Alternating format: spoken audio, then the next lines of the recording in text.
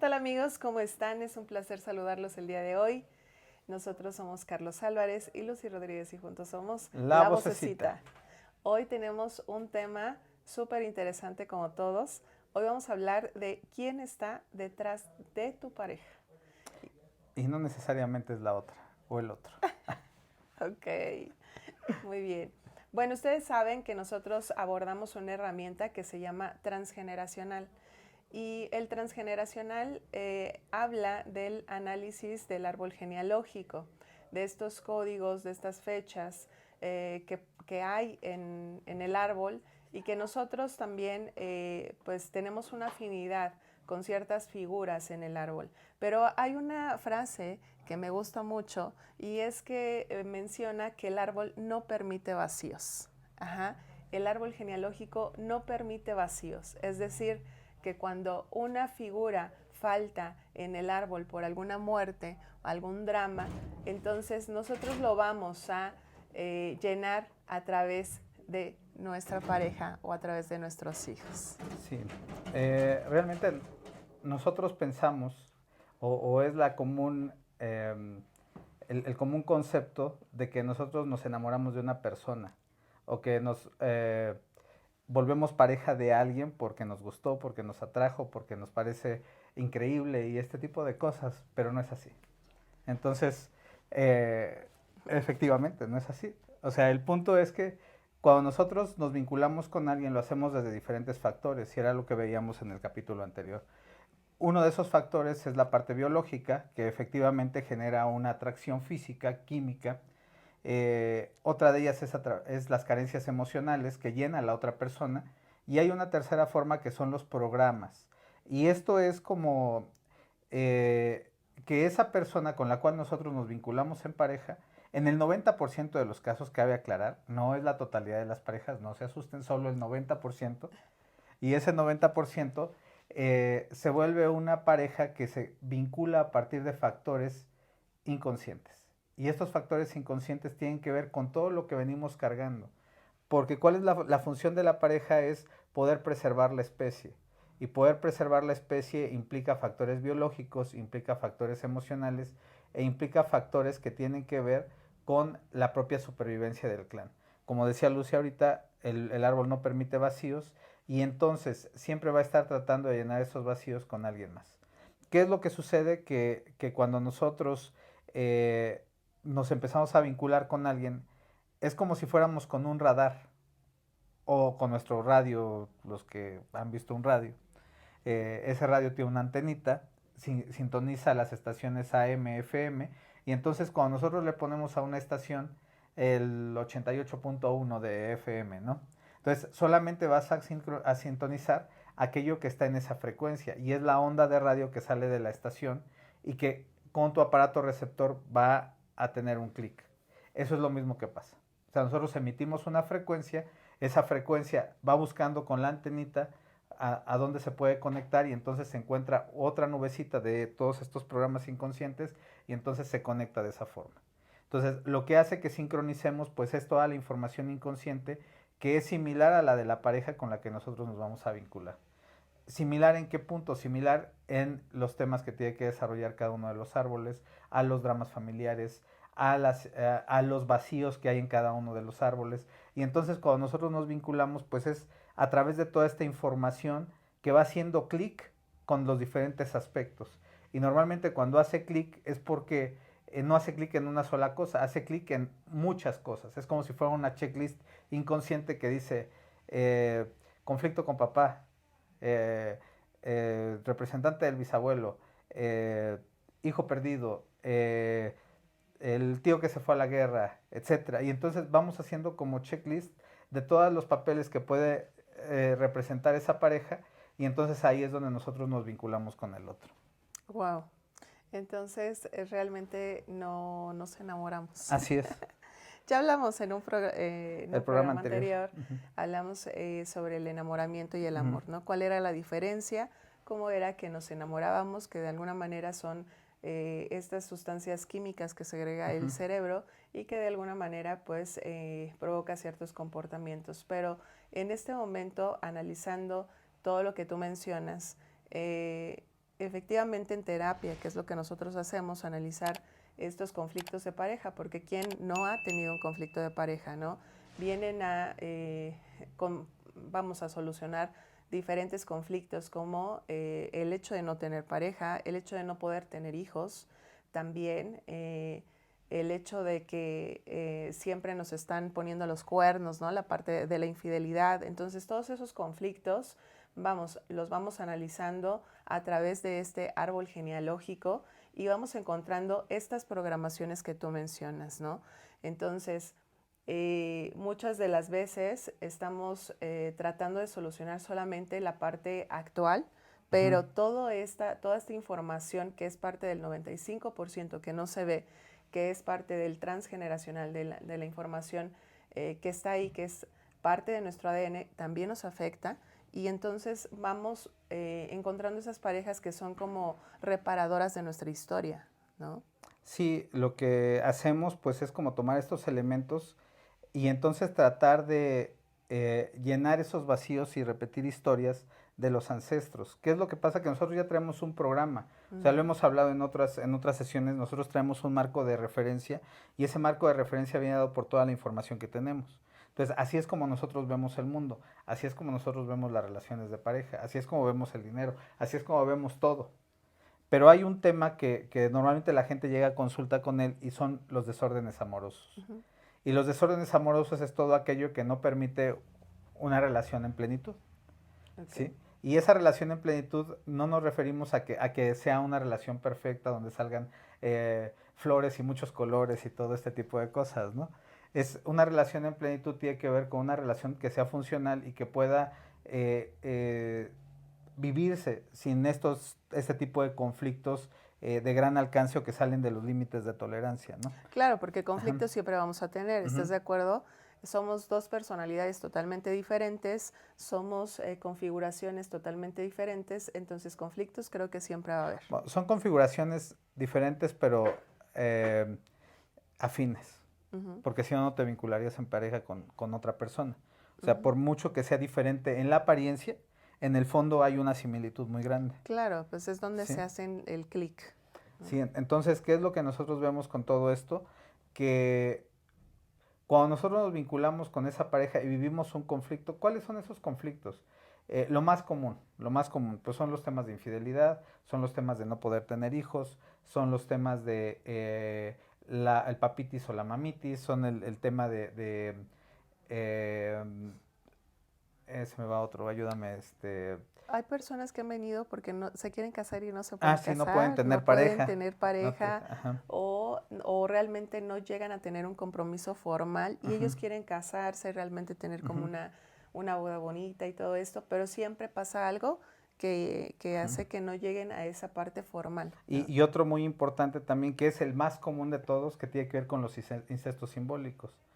Porque después de un tiempo, normalmente cambian de una relación que puede ser muy pasional, a una relación de roomies, ¿no? Ese es muy bueno. Entonces, eso normalmente se da porque hay incestos simbólicos. Y ahorita vamos a explicar un poquito acerca de esto. Entonces, estos cambios obviamente afectan la relación de pareja porque ya no es una relación de pareja. Es como si fuera una relación de roomies, de hermanos. Sí, sí. Entonces, esta es sumamente común. Esta pasa en el 70% de las parejas, ¿no? ¿Por qué razón? Pues porque ahorita vamos a ver esos factores inconscientes. Claro. Y bueno, esto sucede después de tener a los niños, a los bebés, cuando ya estamos ya formamos una familia y entonces empieza el distanciamiento, empieza como a cambiar la relación y entonces empieza a ver este tipo de cosas, ¿no? Que mencionas como de los roomies, porque hay una figura también muy interesante que a mí me encanta mucho, esta parte del gemelo simbólico. El gemelo que también afecta a estas relaciones de pareja, porque es como estar buscando a mi alma gemela, ¿no? A mi alma gemela, a esta persona que de alguna manera siento que me hace falta, esa sensación que tengo siempre de que algo me hace falta, de que alguien me hace falta, y entonces estoy como buscando esa mitad que me falta. Así es, entonces son muchos los factores que afectan en esta parte de la elección de la pareja, porque como decimos, si ustedes se fijan, mucha de esta información es inconsciente. Entonces, qué es lo que vamos a ver o a buscar o cuáles son los principales temas que afectan esta elección de la pareja? Y vamos a ir como de menor a mayor, como de lo más cotidiano a lo más oculto, ¿no? Entonces, en lo más cotidiano vamos a encontrar el vínculo con papá y con mamá. Que mucho de lo que nosotros buscamos en nuestra pareja es lo que encontramos o lo que nos faltó con papá o con mamá, ¿sí? A esto se le puede también conocer como el complejo de Edipo y el complejo de Electra, que es cuando nosotros buscamos en nuestra pareja un papá o una mamá. O el complejo de Electra o de Edipo invertido, que es cuando buscamos al progenitor del mismo sexo. O sea, si hay un hombre que está buscando en la pareja a papá, pues entonces estamos hablando de que hay una inversión ahí, ¿no? Pero normalmente es el hombre busca mamá, la mujer busca papá, y ese es el complejo de Edipo y el complejo de Electra. Y entonces eso hace que ya de entrada lo que estemos tratando de buscar en una pareja no es alguien con quien compartir, sino es alguien que repare lo que papá o mamá no me dieron dentro de la infancia, o en el otro extremo, buscando eso que yo tuve de papá y de mamá y que no quiero perder. Entonces, este complejo de Edipo y de Electra, pues es muy común en las relaciones de pareja, porque normalmente se hace esta proyección en el otro. Claro. Fíjate que apenas estaba yo platicando con una persona y curiosamente todas sus parejas tienen este patrón de ser afín a papá, por fecha, por nombre, por inicial, por alguna razón siempre es afín a papá. Entonces, decía ella, es como, con esta última pareja es como algo padre, hay una resonancia, es como que algo muy, muy bonito. Y cuando revisamos las fechas y todo, pues tiene que ver con papá como todas sus parejas, ¿no? Entonces, ¿qué pasa en estos casos? O sea, yo le comentaba a esta persona, realmente no es malo el hecho de estar atrayendo a esas personas porque al final hay que ver una parte de la historia, ¿no? Esta parte que tenemos que sanar. El punto aquí es realmente trabajar todo aquello para no estarnos vinculando desde las carencias emocionales y desde esta programación. Lo que pasa es que dimos una frase en la sesión pasada, el programa pasado, que era que el enamoramiento es el ancla que utiliza el inconsciente para posteriormente mantenerte en mayor contacto con tu sombra. Es decir, todo esto que está oculto tiene que salir y es a través del enamoramiento. O como decía Edgar, el enamoramiento es un inicio proyectivo de la relación. Entonces, ¿qué es lo que estamos haciendo? Estamos proyectando a través del enamoramiento eso con estas personas. Entonces, ¿qué es lo que pasa cuando todas las parejas son afines a papá? Pues ahí hay dos puntos. Una es esto que decíamos, estoy buscando lo que papá no me dio en esas parejas, es decir, si papá fue ausente, si papá, porque se repite el patrón, o sea, si papá fue infiel, voy a buscar parejas infieles, en fin, todo esto, ¿por qué? Porque es lo que yo aprendí, fue lo que vi, fue lo que captó mi inconsciente en ese momento. Entonces, es mi modelo de hombre o de mujer lo que yo vi en papá o en mamá. Entonces, ese es un primer punto. Y el segundo punto es, yo veo a mi papá o a mi mamá tan altos que entonces yo creo que no hay hombre o no hay mujer que pueda superarlo. Y entonces siempre voy a estar buscando hombres que tengan que ver con papá o mujeres que tengan que ver con mamá, pero que no lo superen. Entonces siempre, si mi papá era arquitecto, voy a estar buscando personas que a lo mejor no tengan ese título, sino que se desempeñen en un grado inferior dentro de la escala de trabajo, ¿no? Sí, pero esta parte de atraer a las personas y hacer como ese clic, al final te está mostrando qué es lo que tienes que trabajar, ¿no? Creo que esa es la finalidad también de encontrar a esa pareja como para poder ver todo aquello, esa parte de nuestra historia que hay que sanar. En parte, sí, en parte. O sea, realmente creo que sí tiene que ver con el poder ver estos temas y hacerse consciente, porque en la medida en la que todos estos conflictos inconscientes nos gobiernan, pues no estamos buscando en realidad una pareja, no nos vinculamos como pareja, nos vinculamos con toda la historia, con todo esto, pero no construyes una pareja, ¿no? Claro. O sea, por eso hablábamos al principio de que el 90% de las parejas se vinculan de esta manera, pero hay un 10 que no. Claro. Y ese 10 tiene que ver con un tipo de relación más consciente, que no es el tema de este capítulo, pero lo explicamos un poquito en el anterior. Entonces, ahorita lo que estamos haciendo es profundizar en todo este tema de quién está detrás de mi pareja, porque aquí podemos empezar a ver un primer elemento, que es papá o mamá. Sí, o sea, de entrada hay uno de los dos, en muchos de los casos, no es en todos tampoco, pero en la mayoría de los casos, o es papá o es mamá quien me está representando. Entonces, ese es un primer elemento. Un segundo elemento tiene que ver con las historias de reparación del árbol. Es decir, mi pareja y yo representamos o la relación de mi papá y mi mamá, o la relación de mis abuelos paternos, de mis abuelos maternos o de los bisabuelos, alguna pareja dentro del árbol. Entonces, yo estoy proyectando la historia de ellos en mi propia experiencia.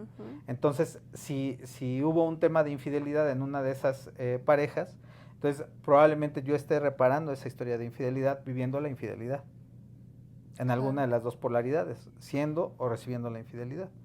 Entonces, pero es repetir la historia que vivieron los abuelos o los bisabuelos, ¿no? Aquí nadie se va sin pagar, ¿no? Sí, aquí todo... De alguna manera creo que, vamos, nosotros hablamos sobre la infidelidad en algún momento y mencionábamos que la infidelidad pues es una proyección de qué tan infieles estamos, ¿no? O somos con nosotros mismos. Pero aquí viene también esta parte del karma, ¿no? Que alguien a lo mejor fue infiel y que si tú estás reparando esa historia, pues te van a ser infiel. Yo no lo veo tanto como karma, porque karma se oye como que es un castigo, ¿no? Entonces, ¿cómo le llamarías? Yo creo que es una programación, o sea, y la programación es neutra. O sea, ya como la vives es lo que le genera las emociones y los anclajes a la situación, pero efectivamente si una infidelidad fue un drama en el árbol, pues obviamente lo vas a vivir igual, pero es porque es una programación que vienes heredando, que ya está en tu ADN, ¿no? Claro. Sí, entonces, ¿qué es lo que sucede? Que vamos a tratar, nuestras relaciones se van a parecer a una de esas relaciones de papás, abuelos, bisabuelos. Entonces, es lo que vamos a estar reparando, ¿no? Sí, que son estos patrones repetitivos que de alguna manera, como mencionas, es la información que yo tomo del árbol, es lo que me enseñaron, es lo que yo, de alguna manera, es lo que me metieron en mi programación, ¿no? Y no puedo como actuar de otra manera porque es como ir a un restaurante donde venden hamburguesas, y yo quiero tacos, mariscos, ¿no? O quiero otra cosa, entonces de alguna manera pues ahí no lo vas a obtener porque no está. Exactamente. Entonces ese es un segundo punto. Un tercer punto tiene que ver con aquellas personas, como tú decías hace rato, que faltan dentro del árbol genealógico, ¿no? O sea, si yo perdí a mi papá, si yo perdí a mi abuelo, es lo que voy a estar buscando. Hay muchos casos de duelos bloqueados con los abuelos, que cuando encuentran a una pareja, o se llama igual que el abuelo, tiene que ver con las fechas del abuelo, pero es como estar buscando a ese abuelo, ¿no? Porque hay un duelo bloqueado dentro de la infancia que no se procesó, y es que no estamos acostumbrados a procesar duelos, ¿no? Claro. O si papá abandonó, pues también voy a estar buscando llenar ese vacío con la pareja. Sí, o sea, es cuando alguien sale de la escena familiar, ya sea por muerte o por abandono, entonces yo voy a tratar de reparar eso trayendo a alguien que represente a esa persona que fue que se fue del árbol, ¿no? Claro, viene como ese reemplazo, así ¿no? Es. Que va a llenar ese vacío. Y eso tiene que ver con no solamente abuelos, sino hermanos también que fallecieron por alguna situación, y también encuentro o busco esta persona que represente a mi hermano, pero al final es como llenar ese vacío que está en el árbol genealógico, Así ¿no? Es. Hemos visto casos no solamente con las parejas, sino incluso hasta con los hijos o los nietos, ¿no? Que llevan como fechas de nacimiento iguales a esa persona que falleció, el nombre, y entonces es para cubrir ese vacío. Porque digo, ¿cómo sé también a quién representa mi pareja? O sea, ¿cómo me daría cuenta que mi pareja está representando a un abuelo, a un hermano, a un tío? ¿Cómo le hago? Pues es que en algún momento va a surgir un conflicto, y ese conflicto es lo que te va a mostrar a quién estás reparando. O sea, porque te digo, o sea, la parte del enamoramiento es esta parte rosita, shalala, y muchos colores y cosas así, ¿no? Entonces no te das cuenta de nada, o sea, no ves nada cuando estás en esa etapa. O sea, pero cuando empiezan los conflictos es cuando empiezas a ver todo eso. Empiezas a ver que hay algo que como que no cuadra, ¿no? Y entonces de repente tú dices, ¿y cómo me fijé en esta persona? ¿No? O sea, de repente llegas a ese punto también. O O sea, ¿cómo me fijé? O sea, no entiendes cómo llegaste a ese punto después de 1 año, 2 años. Es como llegué aquí, ¿no? Y eso es porque precisamente este proceso de enamoramiento es como un velo, ¿no? Entonces evita que puedas ver todas estas cosas. ¿Por qué? Porque si tú las pudieras ver desde el principio, no te vinculas, ¿sí? Entonces, ¿qué es lo que pasa cuando empieza a develarse cuando empieza a quitarse este velo? Pues que entonces empiezas a tener conflictos con la pareja. Entonces esos conflictos pues pueden ser desde convivencia, pueden ser de incompatibilidad de caracteres, de metas, pero ya desórdenes más grandes como la infidelidad, como el narcisista, como los sumisos, como el victimario, como la violencia. O sea, son un montón de conflictos que se empiezan a ver cuando pasa la etapa de enamoramiento, ¿no? Entonces, esos conflictos que ya salen cuando pasa esta etapa, son los conflictos que nosotros venimos a reparar y porque está representando algo así, ¿no? Entonces, cuando nosotros vemos a quién representa, pues obviamente también estamos viendo que ese vacío lo estamos tratando de llenar con la pareja y todo esto que representa la pareja es lo que nos hace vincularnos con esa pareja, pero en realidad no estamos buscando a la pareja. Entonces, por eso es que las relaciones de pareja no pueden fructificar, porque en realidad no tienes una pareja, tienes un tío, tienes un hermano, tienes un primo, tienes un papá que estás tratando de llenar con la relación, ¿sí? Pero en realidad no hay una pareja, o sea, en la etapa de enamoramiento sí hay esta vincularidad, pero pasando la etapa de enamoramiento no tienes una pareja, tienes una bola de conflictos con patas con la que estás compartiendo, ¿no?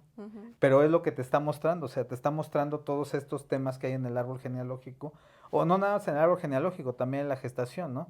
Si mamá habla infidelidad, el hijo habla infidelidad, si hay un tema de hijo no Violencia. deseado, pues entonces va a sentirse no deseado también por la pareja, o sea, como que le estorba a la pareja. Entonces, todos estos temas tienen que ver con la programación inconsciente que vamos teniendo, ¿no? A mí me sorprende mucho también estos temas biológicos que se presentan, ¿no? Tenemos esta parte de los temas sexuales, por ejemplo, cuando por más que tú buscas de una manera o de otra también intimar con tu pareja, de repente se bloquea esta parte por temas sexuales, por enfermedades, por alguna situación que te hace también no llegar a esa parte. Entonces, biológicamente también se puede dar un síntoma que nos esté hablando de esas historias, ¿no? Lo que pasa es que cuando pasa esto es porque existe un incesto simbólico. Y ese incesto simbólico es porque precisamente no hay una pareja, sino es una representación. O sea, es tu papá, es tu mamá, es tu hermano, tu abuelo, tu bisabuelo, tu tío. Y obviamente tú no puedes tener intimidad con esa persona. Claro. O sea, porque tú no estás con una pareja, estás con lo que representa tu pareja. Entonces, cuando ya se va esta parte biológica y entonces viene la parte de la realidad, entonces tú de repente, tu inconsciente ya sabe que estás con tu hermano, con tu primo, con tu abuelito, y entonces no se puede. Y entonces ya es esta prohibición inconsciente porque no puedes tener intimidad con tu abuelo, ¿no? Entonces, esta enfermedad, este síntoma viene a ser como una solución a ese conflicto.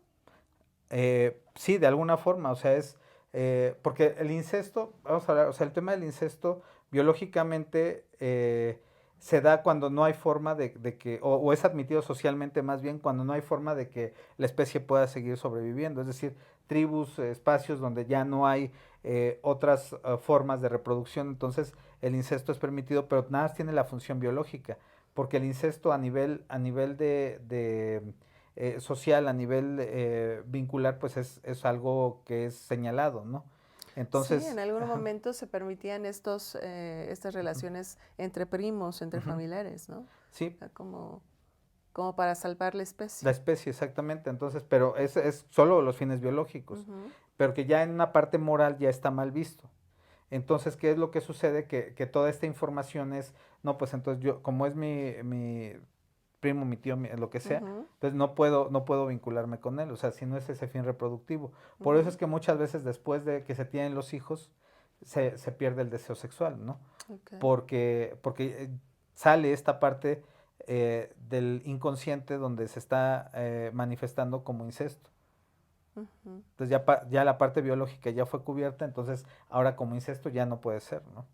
Sí, pero me sorprende los casos que de repente llegan a terapia sobre miomas, por ejemplo, em, sobre situaciones que efectivamente no te dejan pasar a ese nivel. Ujú, Y cuando tú revisas el árbol genealógico, hay historias de ujú, violaciones, hay historias donde hubo mucha violencia, donde hubo muchas ujú, situaciones, pues de historias dramáticas en cuanto ujú, a la parte sexual, ¿no? Y entonces, biológicamente, el cuerpo es tan sabio que te provoca un síntoma, digamos, como para poder no pasar a esa fase, porque puede ser que sea peligroso ujú, vincularte, ¿no?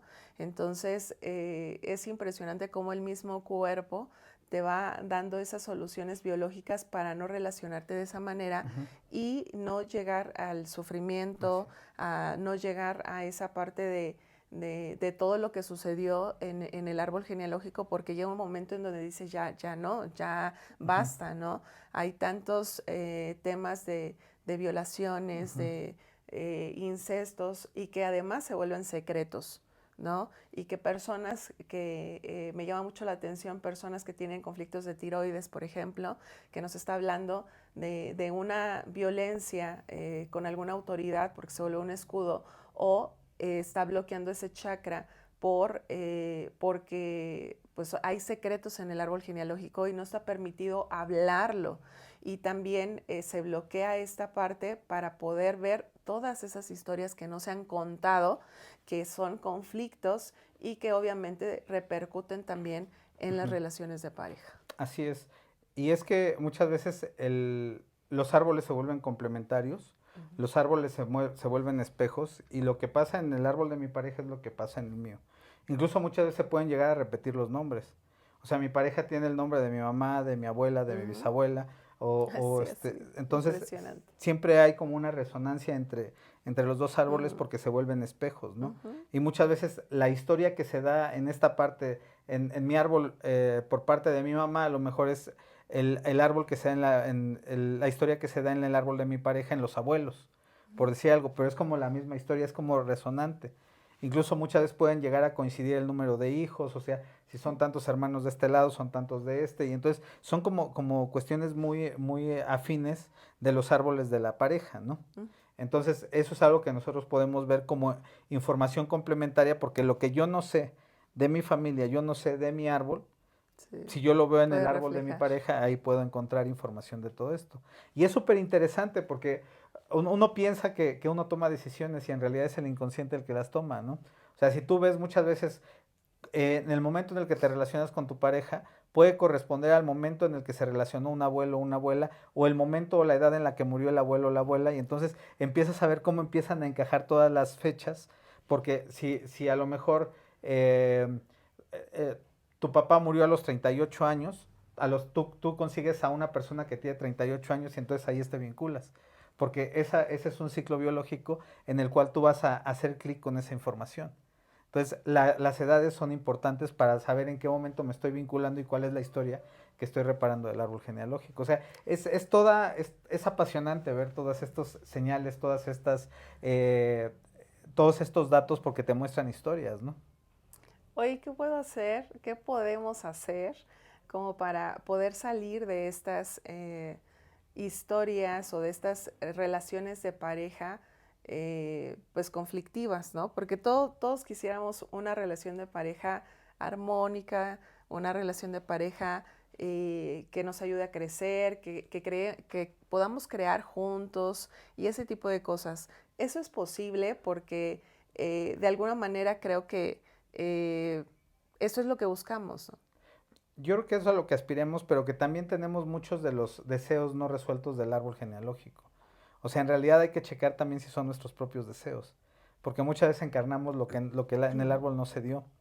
Entonces, me parece que una de las cosas más importantes es el autoconocimiento y ver todo esto, o sea, ver cuál es la relación, cómo es mi relación con la otra persona, cómo se llama su mamá, su papá, a qué edad nos conocimos, a quién representa, cuál es mi edad, cuál es la edad de la pareja, a qué se dedica la pareja, a qué me dedico yo, o sea, En porque pocas todo eso nos da toda la palabras, información. conocer nuestra historia. Exacto. Dijera Alejandro Jodorowsky, ¿no? Tener un árbol genealógico y no estudiarlo es como tener un mapa del tesoro y no ir por él. Entonces, creo que el punto aquí es meternos a analizar nuestra historia, nuestro árbol genealógico y ver todas estas relaciones de pareja, cuáles son los patrones, cuáles son los programas, cuáles son las creencias incluso que puedan estar repercutiendo en nuestra relación de pareja para poder entender esa parte de la historia. Exacto.